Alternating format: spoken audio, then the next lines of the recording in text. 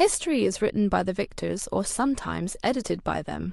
Today, we're diving into one of the most whispered, debated, and eyebrow-raising mysteries of Christianity, the idea that Jesus Christ was married to Mary Magdalene. Scandalous, maybe; intriguing, definitely.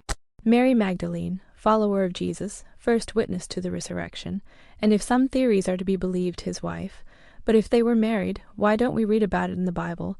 Well, buckle up, because this story comes with secret gospels, church politics, and centuries of speculation. Enter the Gnostic Gospels, ancient texts that didn't make the cut into the official New Testament. One of them, the Gospel of Philip, refers to Mary Magdalene as Jesus' companion, and by companion it uses the Greek word koinonos, which can mean anything from a best friend to, well, a spouse. That's right, the original manuscript is damaged right at the juicy part, coincidence or divine censorship. So, why would this idea of Jesus being married be suppressed? Some historians argue it's because the early church wanted a celibate, divine Christ, not one with a wife and, potentially, children.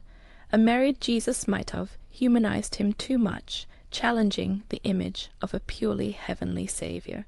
This theory exploded into the mainstream thanks to Dan Brown's The Da Vinci Code.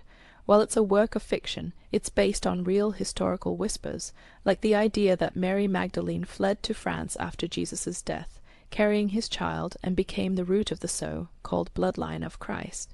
Wild, yes; impossible, not so fast.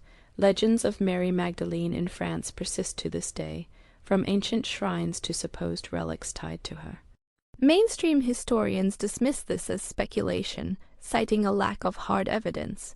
But supporters argue, how much hard evidence survives when history is rewritten by those in power?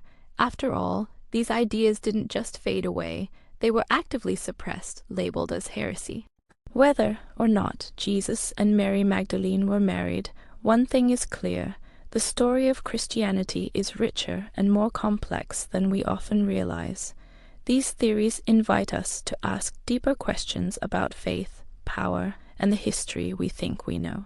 Curious to explore more, dive into the Gnostic Gospels, research Mary Magdalene's role in early Christianity, or visit the sacred sites tied to her legacy. History is full of mysteries. Sometimes you just have to read between the lines. What do you think? Was Jesus married to Mary Magdalene? Let's discuss in the comments below.